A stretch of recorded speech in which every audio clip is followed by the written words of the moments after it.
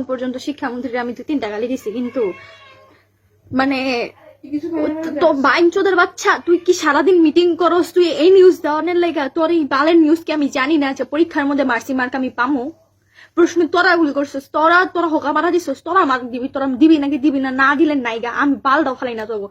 কথাই তো তুই এমন চোদ্দ, আমি প্রত্যেকটা আইসিবি পরীক্ষা দিয়েছি রাইতে বেলা খানকির বলে তুই কইছিস তুই পরীক্ষা বলে নিবি না, এরপরে আবার কইতেছিস তোরা যে পরীক্ষা নিবি 12টা বাজে এই ইয়ার সময় গাজীপুরে যে অনুষ্ঠান আইছিলে তখন কইছিস তোরা আমরা মিটিং করে দেখছি, পরিবারদের সাথে মিটিং করে দেখছি, অবস্থা আবহাওয়া অধিদপ্তরের সাথে কথা বলে দেখছি।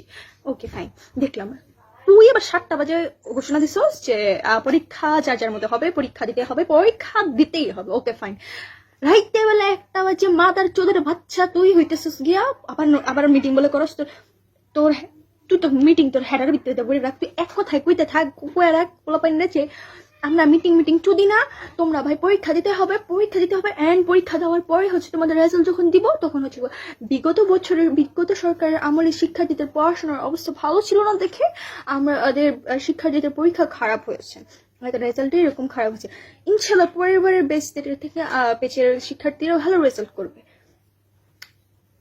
তোরে আমার তুই যদি ভাই এক বাপের জন্মের হোস না, তুই ভাই তোর লজ্জা শরম বলতে কিচ্ছু নাই, তোর নিয়ে কোনো কথা বলার কিচ্ছু নাই। তোর মাসলাম।